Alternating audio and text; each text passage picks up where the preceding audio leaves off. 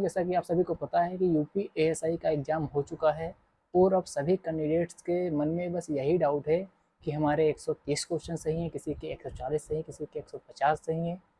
तो वो बस यही कमेंट कर रहे हैं कि भाई बताइए कि मैं टाइपिंग के लिए प्रिपेयर करूं या ना करूं, या कोई नेक्स्ट वैकेंसी को टारगेट करूं। तो दोस्तों, आज इससे संबंधित सभी जानकारी मैं आपको इस वीडियो के माध्यम से देने वाला हूं। हो सकता है थोड़ा वीडियो लंबा बन जाए, लेकिन आप लास्ट तक ज़रूर देखना, आपको पूरे जो डाउट्स हैं वो क्लियर होंगे। और जो आगे डाउट्स हों आप कमेंट करिए, मैं उस पर वीडियो बनाने का प्रयास करूँगा। सबसे पहले अगर हम बात करते हैं यहाँ पर कट ऑफ के बारे में, तो आपको यहाँ पर पता है कि जो प्रीवियस ईयर जो वैकेंसी आई थी उसमें ऑनलाइन एग्ज़ाम था, और जो जीएस का लेवल था वो इस बार की अपेक्षा थोड़ा इजी था। इजी कह सकते हैं, मॉडरेट कह सकते हैं। लेकिन इस बार का जो जीएस का लेवल है, इसमें करंट के क्वेश्चंस बहुत ज़्यादा पूछे गए हैं पिछली बार की तुलना में। और करंट और जो जीएस है वो क्वेश्चंस बहुत तगड़े वाले थे। कहने का मतलब यह है कि जो लड़का पढ़ के भी गया था ना, तो वो लड़का 50 में 30 अगर कर लिया होगा तो बहुत मुश्किल बात है, क्योंकि ऐसा लेवल ही था। और अगर हिंदी की बात करें तो हिंदी में भी कुछ क्वेश्चंस अच्छे थे, जिसमें से पूरे में पूरे मार्क्स लाने वाले काफ़ी कम ही लोग होंगे। तो कह सकते हैं कि एक मॉडरेट लेवल था। रीजनिंग थोड़ा इजी थी, लेकिन टाइम टेकिंग थी। कुछ क्वेश्चंस लॉजिक नहीं लग रहे थे कि क्या है, टाइम टेकिंग था। ठीक है, तो जो सिली मिस्टेक्स होती हैं सबसे हो ही जाती हैं, उसमें कोई दिक्कत वाली बात नहीं है। अब हम बात करते हैं जो टाइम मैनेजमेंट का मैटर था, क्योंकि पहले 2.5 घंटा था, इस बार भी 2.5 घंटा है। उस बार जो एग्ज़ाम था वो ऑनलाइन था, इस बार ऑफलाइन है। ऑफलाइन हो चुका है। जैसा कि आपको पता है कि 200 गोला भरने में कम से कम आधा घंटा समय तो जाता ही है, लगभग आधा घंटा जाता है। और गोला भरने में कोई सिंगल पर्सन ही शायद बचा हो जिससे एक आध गलती ना हुई हो। गलती होना मानवीय भूल तो होती है भाई, गोला भरने में एक आध तो गोला गलत हो चुका होता है। ठीक है, तब पता चलता है भाई हमने तो गलत कर दिया है। तो इसमें टेंशन लेने वाली बात है नहीं। कुछ लोग ऐसे हैं जो बस कमेंट में कर रहे हैं, कमेंट कर रहे हैं भाई हमारे 170 क्वेश्चन सही हैं, 340 नंबर में हमारे आएंगे। तो वो लोग केवल आपको परेशान करने के उद्देश्य से कमेंट करते हैं कि आप लोग डीमोटिवेट हो जाएं। आपके अगर 140 से 150 55 के बीच में क्वेश्चन सही हैं, तब आप लोग डीमोटिवेट हो जाएं कि भाई हमारा तो होगा नहीं, तो हम टाइपिंग नहीं करें। और करें भी तो उतना तन्मयता से साथ नहीं करेंगे जितना कि आपको करना चाहिए। तो उन लोगों के बहकावे में नहीं आना है। और इसमें कुछ लोग ऐसे भी होंगे जो बोल रहे हैं हमारे 170 क्वेश्चन सही हैं। वो लोग अभी तक पूरे क्वेश्चंस मिलाए नहीं होंगे। वो सोच रहे होंगे भाई रीजनिंग तो सही थी, मैथ तो सही थी, पूरे में पूरे हमारे सही हो गए होंगे। लेकिन जब वो मिलाने बैठेंगे तब उनको पता चलेगा कि वो रीजनिंग के क्वेश्चन जो उनको हलवा लग रहे थे वही क्वेश्चन वो गलत करके आए हैं। और दूसरी बात, अभी कोई ऑफिशियल आंसर की आई नहीं है। यूट्यूब वाले जो मास्टर हैं वो जो करा रहे हैं, कोई करा रहा है उसमें ट्रिंगल वाले में 12, कोई करा रहा है 6 ट्रिंगल। तो जैसे जैसे यूट्यूब चैनल आप बदल बदल के देखोगे, क्वेश्चन के आंसर भी बदलेंगे, क्योंकि हर एक यूट्यूब का टीचर एआई का सहारा ले रहा है। और एआई, ध्यान रखना, पूरा एग्जैक्ट नहीं बताता है। आप स्कैन करना, कभी उसका आंसर दूसरा बताएगा, उसी क्वेश्चन का दूसरा बताएगा। ठीक है, तो अभी इन यूट्यूब वाले मास्टर्स के आंसर की पे भरोसा कतई मत करना। जो लोग बता रहे हैं कि भाई यही सही है, तो अभी फाइनल आंसर की आने दीजिए। और फाइनल आंसर की आने में बहुत ज़्यादा समय नहीं लगने वाला है।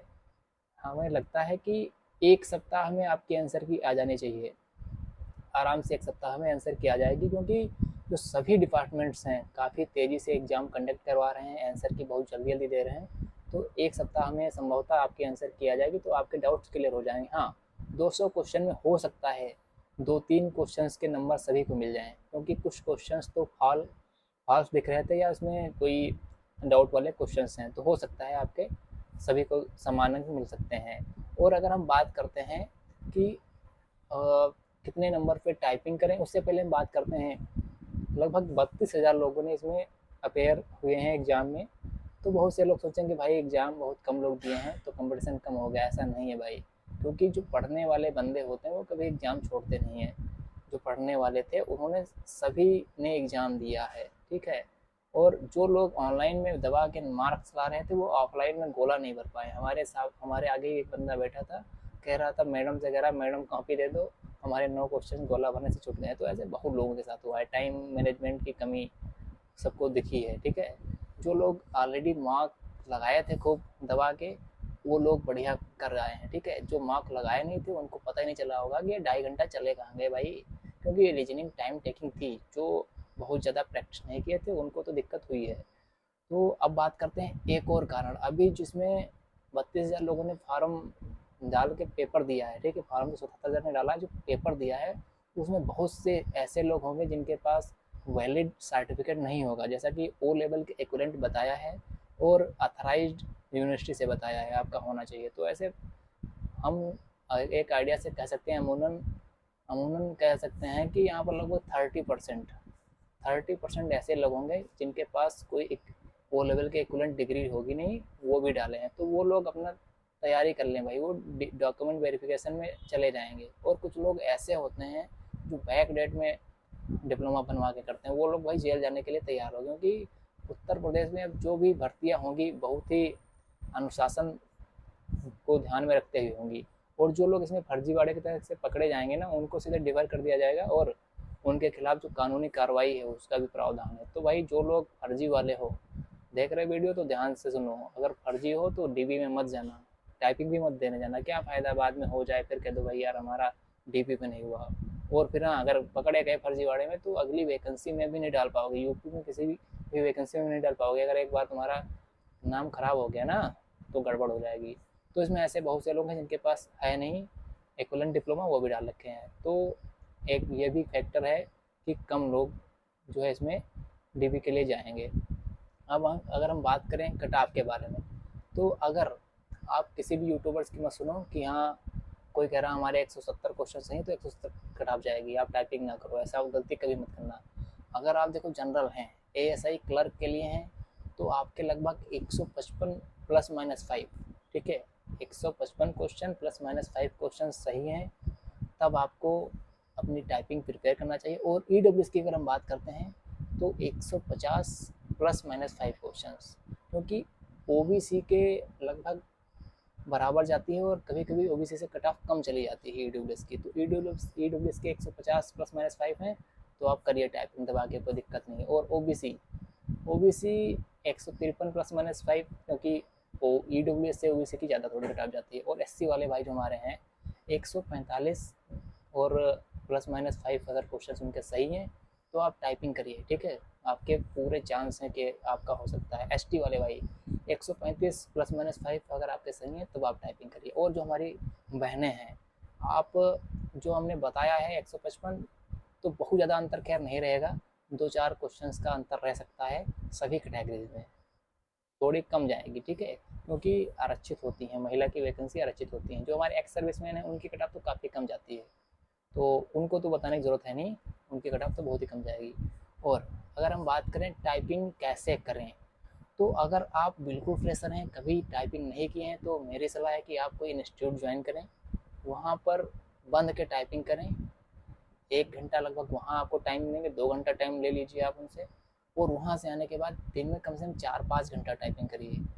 और टाइपिंग करते समय ये ध्यान रखें, कभी भी आपको कीबोर्ड को देख कर टाइपिंग नहीं करना है।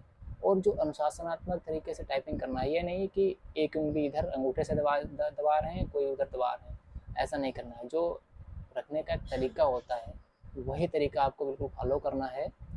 टाइपिंग करते वक्त आपको बैक स्पेस का जो उपयोग है बिल्कुल नहीं करना है। अगर आप बैक स्पेस का उपयोग करते हैं तो आपको आदत लग जाती है बैक स्पेस करने की। आपसे कितने भी क्वेश्चंस, कितने भी वर्ड्स गलत हो रहे हैं, आप छोड़िए, कोई बात नहीं, इग्नोर करिए। धीरे धीरे लय बनाइए, बिना कीबोर्ड की तरफ देखे हुए आप धीरे धीरे अपनी एक्यूरेसी में सुधार लाइए। शुरुआत में बहुत स्पीड खींचने के चक्कर में मत पड़ो। जब 4-5 दिन लगातार तुम आराम से करोगे एक्यूरेसी के साथ बिना कीबोर्ड को देखे, तब आप 4-5 दिन के बाद खुद महसूस करोगे भाई अब हमारे हाथ कीबोर्ड पर पड़ने लगे हैं, अब हमारी एक्यूरेसी सही हो रही है। जो लोग पहले से कर चुके हैं, देखो टाइपिंग में होता है कि अगर आप 1 साल पहले किए थे आपकी स्पीड 50 थी, 1 साल आप नहीं किए तो आपकी स्पीड 20 भी नहीं रह जाएगी।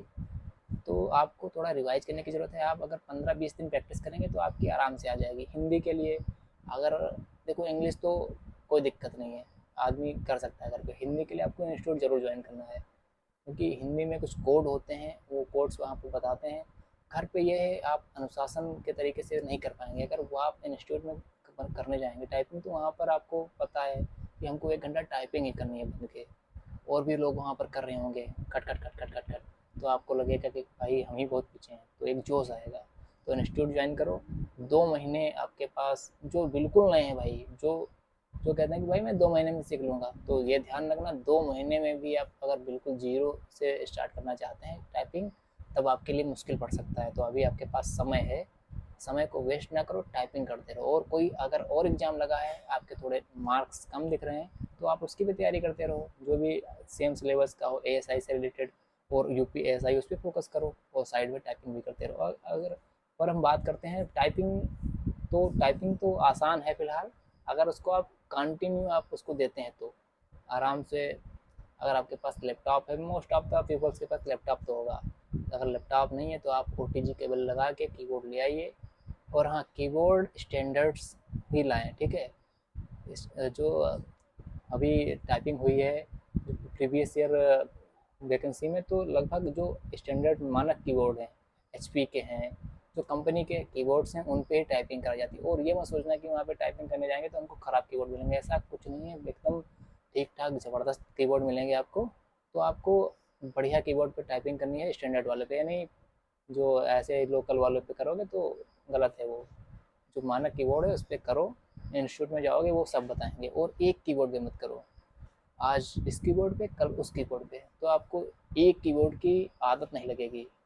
इससे फ़ायदा ये रहेगा कि आप वहाँ जहाँ जाओगे वहाँ तो एक नया कीबोर्ड मिलना है ना, तो आपको बदल बदल कीबोर्ड्स पे करनी है। और जो ऑनलाइन मार्केट में सॉफ्टवेयर्स हैं, आप उन पर प्रैक्टिस कर सकते हैं। कुछ पैड वाले हैं और कुछ क्रैक वर्जन भी मिल जाएंगे आपको, तो आप उसका यूज कर सकते हैं टाइपिंग को इनक्रीज करने के लिए। स्टार्टिंग में थोड़ा बहुत आप टाइपिंग जानते हैं तो एक किताब आती है अनुपम की, अनुपम टाइपिंग, और भी मार्केट्स में होंगी, तो मैंने तो फ़िलहाल अनुपम की ली थी।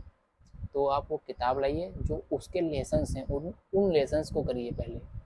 उनमें अक्षर स्टार्टिंग में होते हैं, केवल आप वही अक्षर बनाइए। धीरे धीरे जब आप करते जाएंगे तो आपको लगेगा भाई अब तो अक्षर हमसे नहीं बनाया जाता, ये तो हमारे बाएं हाथ का काम हो गया। फिर आप लेसन्स बढ़ते जाएंगे, आपका जो उसका लेवल है वो इम्प्रूव होता जाएगा, धीरे धीरे आप प्रिपेयर हो जाएंगे। मैंने आपको बताया कि अमूमन अमूमन यही रहेगी कट ऑफ, क्योंकि पिछली बार 162 क्वेश्चन कट ऑफ गई थी जनरल की, एएसआई की। तो इस बार उतनी नहीं जाएगी। जो लोग कहते हैं कि उससे ज़्यादा जाएगी, वो लोग उन लोगों के ही नंबर उससे कम होंगे, क्योंकि पेपर ऑफलाइन था। आधा घंटा तो आप उसको जोड़िए ही मत, 2 घंटे में 200 क्वेश्चन करना आसान नहीं था। और जो बहुत कहते हलवा था, उनसे पूछना जाके कितने नंबर हैं। अभी फाइनल रिजल्ट अभी जब आएगा, फाइनल आंसर के, तब पता चलेगा उनको कि हमारे कितने बन हैं। जिनके 160 बन हैं वो 150 पे ना आ जाए तो गारंटी है भाई। तो उनके बहकावे में नहीं आना है, अपना दबा के टाइपिंग करो, मस्त रहो। क्योंकि उन लोगों के चक्कर में पड़ोगे तो वो लोग तो चाहते हैं कि तुम टाइपिंग मत करो, टाइपिंग में बाहर हो जाओ।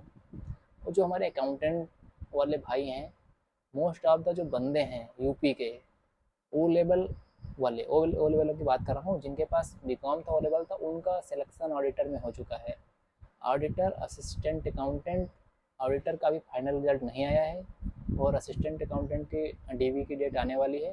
तो वो लोग तो, उनका लोग का हो चुका है, तो वो लोग बहुत ही रेयर केस में एएसआई ज्वाइन करेंगे, क्योंकि ऑडिटर लेवल तो एक ही है, पे ग्रेड एक ही है, लेकिन ज्वाइन ऑडिटर और असिस्टेंट अकाउंटेंट को ज़्यादा करेंगे। तो बीकॉम वाले भाई तो निश्चिंत हो जाएं, उनकी कट ऑफ पिछली बार से बहुत कम जाने वाली है। उसका कारण मैंने बता दिया, ये वैकेंसी है असिस्टेंट अकाउंटेंट और ऑडिटर की। तो वो लोग तो अगर उनके 135-40 क्वेश्चन सही हैं तो निश्चिंत हो जाइए, आप धमाकेदार टाइपिंग करिए बस। और स्टोनो की तो और भी कम जाती है, लड़के मिलते नहीं जल्दी। अगर आप स्टोनो में हैं उससे भी कम क्वेश्चन सही हैं तब भी आप निश्चिंत हो जाइए। और हमें लगता है वीडियो थोड़ा लंबा बन गया है, और अगर और कोई जानकारी चाहिए तो आप हमें ज़रूर बताएं, कमेंट करें, मैं वीडियो बनाऊंगा। पिछली वैकेंसी में मैंने वीडियो बनाया था कि आप टाइपिंग कैसे करेंगे, उसका लिंक मैं आपको डिस्क्रिप्शन